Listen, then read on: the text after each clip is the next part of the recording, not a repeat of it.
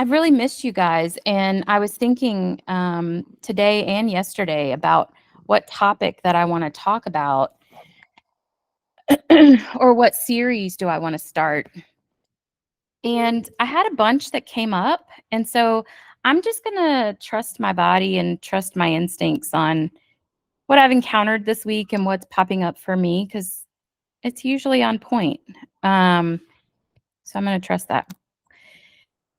It also happened to be, I don't remember if it was today or yesterday, but it also happened to be the meditation for ACA. I think it was today. Um, we are not affiliated in CFR with any specific 12-step program, although you'll hear language from all of them. My 12-step program is ACA, Adult Child of Alcoholic and Dysfunctional Families. And there's a daily meditation that I subscribe to that um, shares a topic and then writes about how that topic is developed. The topic that I read, I think it was today, was self-protection. And in my program, the outcome, the goal, the recovery, the treatment that I work towards is called an emotional sobriety. And that's a really vague and a really big term, kind of like codependency. And it shows up for me a lot because in my backstory, in my childhood, in my family of origin, I had to do a lot of things to survive on a daily basis. However, I wasn't aware of that.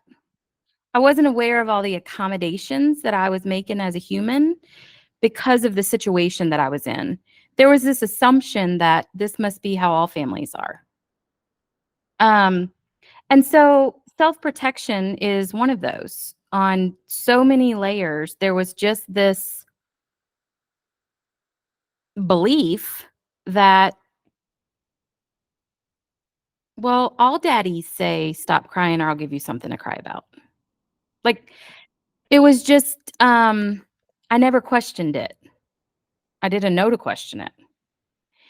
And in my family culture, it was extremely emotionally unavailable because with my parents numbing and medicating, that was more things they couldn't control. If my sisters or I had feelings, they couldn't control that. They couldn't stop it or make it go away. And it felt like an inconvenience. However, when I look back today, I realize they didn't know what to do. They didn't know how to support. They didn't know how to parent that. They didn't understand or know how to give space for feelings. And so feelings felt scary to them. So in my childhood, the expectation was to be emotionally unavailable, not have feelings, not react to things, not be sad because I didn't get something. There was a very clear expectation that feelings were bad. And the older I got, the bigger the feelings felt. And what I realized was the older I got, the bigger the feelings felt, the more I had to numb and medicate them. Like I had to up the numbing because I would reach this point where it wasn't working anymore and I would need something else. So numbing and medicating being anything from substances to, please don't eat my computer, to working. I started working full time when I was 15, to overachieving, perfectionism, pleasing, food. I can go on and on and on. And what I realized is the numbing and medicating was how I protected myself. Because if I did show emotion or I did have a need, that got punished because my parents didn't know what to do with that. They were scared of it. But instead of saying, I don't know how to help you, I don't know what to do, they would use shame or punishment to make it go away. to stop it. And I remember it's what I call the emotional flood. I think that term is used in AA as well. But when I started a true recovery and I needed to create space for feelings, I remember really saying, I can't do that because I can't control them. Like they're way bigger. Like I can't do anger work because I'll hurt someone. Like all of it just felt so much bigger than me as an adult because I never got the opportunity to feel it. And so the stuffing of it just made it seem and appear to be so much bigger than it actually was. And so I feared my feelings. I was afraid of them. I was afraid of expressing them. I was one of the people that said, I can't start crying because I won't stop. Like it wasn't it was a belief. It was a belief that I won't stop. And then sometimes there was a belief that I couldn't cry because it had been so long since I cried. So self-protection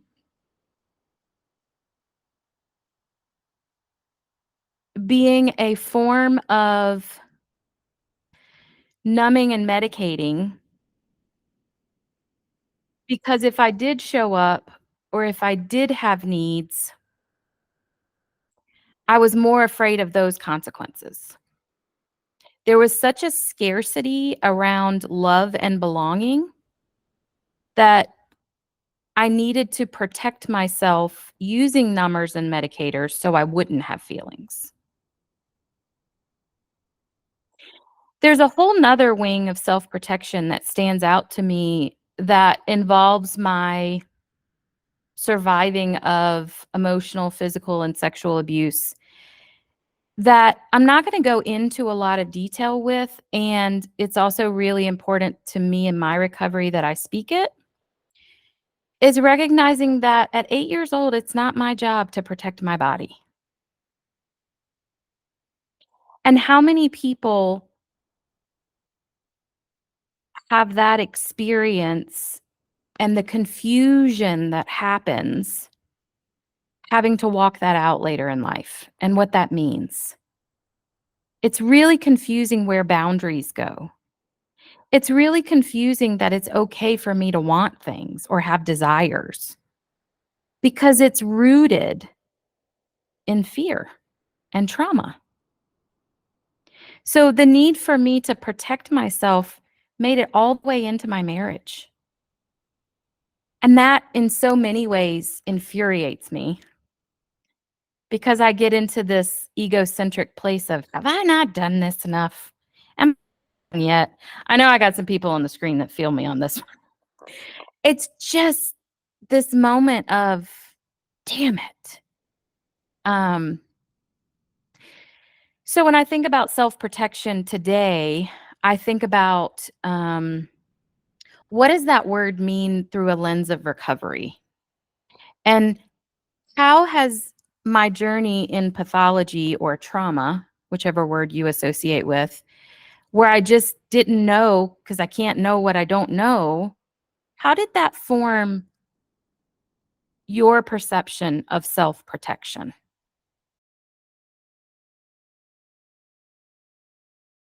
The tool that I want to offer you guys for self-protection starts with slowing it all down. I want to first invite you to ask the question, what am I protecting myself from? Am I in danger? And I'm not saying this sarcastically. I know that I do that sometimes. This is not sarcasm. It absolutely is.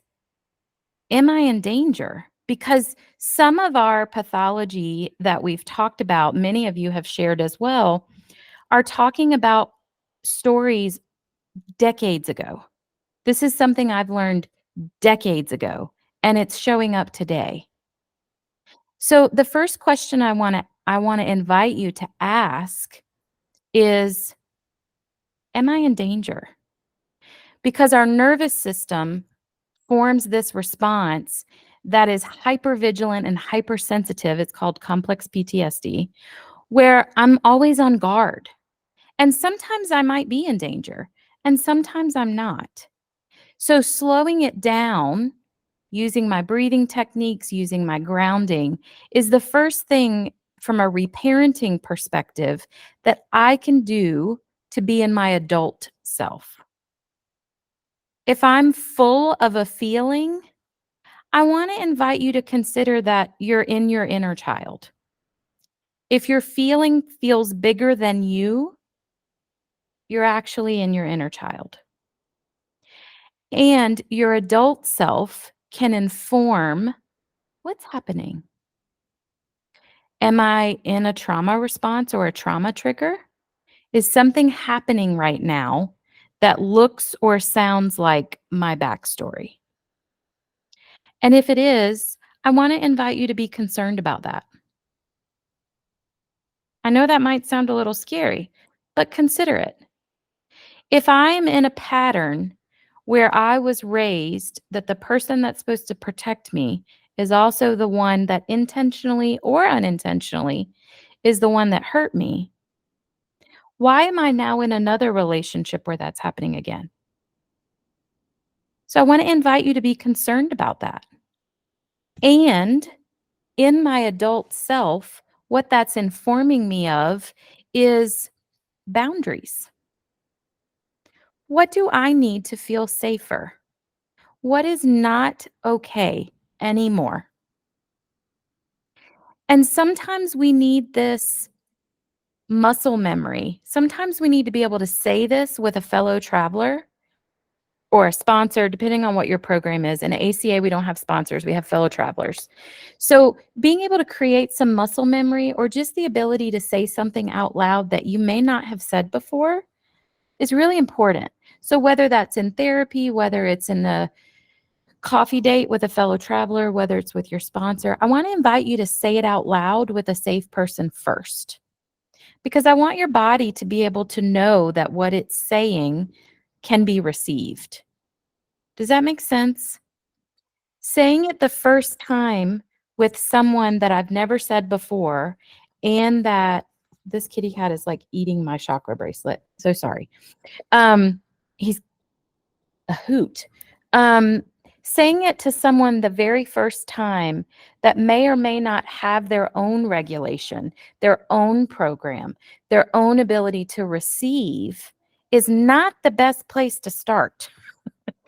So if you've been to my workshop, what you've also heard me say is your partner is not your safe person for this exercise. And sometimes in my coupleship, what keeps us in the green or in the safe zone sometimes is me because I've really practiced what I want to say and the message that I want received from it. I'm not in an emotional state. I'm in a very clear, logical state. So when it comes to self protection, I just want to invite you to notice number one, what does it mean that I feel like I need to protect myself right now? So make sure you're breathing. And number two,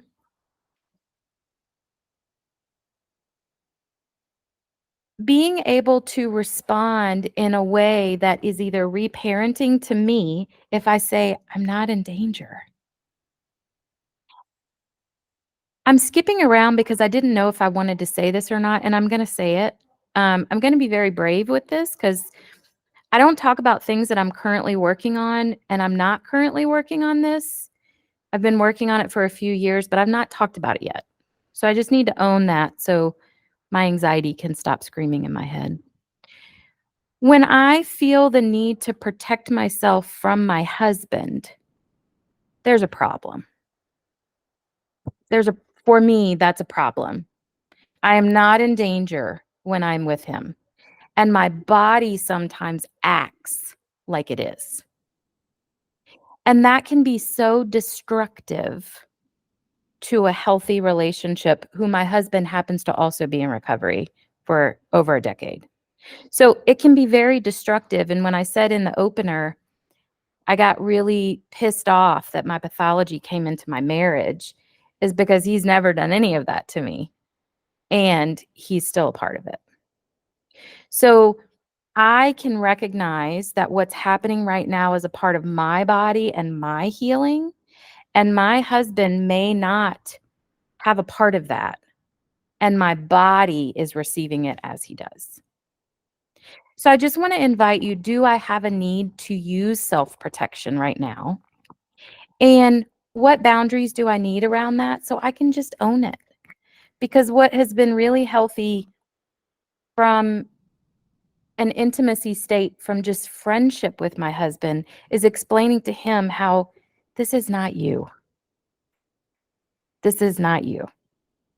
That has been so helpful for him to be able to support me rather than for him to go into the red or for him to get defensive or for him to make up all the crap that his pathology makes him make up. So when we're in connection, whether that's with our partner, a spouse, our adult children, our parents, whatever that relationship is, it's the invitation to look at it through the lens of my adult self. This cat loves recovery. And invite the judgment of, do I need to be protected right now? And the reframe from a recovery standpoint is, I get to protect myself. I get the honor because I'm really good at it now. And I didn't always know how. But when I surround myself with women who have stories like mine, I learn really well how to feel really safe. That's not something I always had. So just the invitation to know, often we're wounded in private and we heal in community. I heal, it doesn't have to be the exact same story. And what I say frequently for you guys is, when you show up for your recovery, you also show up for mine. And I'm really, really grateful because this is one of my meetings each week. So I hope this was helpful for you guys. I hope that tool was helpful. And knowing that just because it was a deficit from your childhood does not mean that you spend the rest of your life without it. Thank you so much for coming. I will be here next week, and I really look forward to seeing you guys. So take good care, have a good weekend, and we'll close out by saying our name out loud to recommit to our guidelines.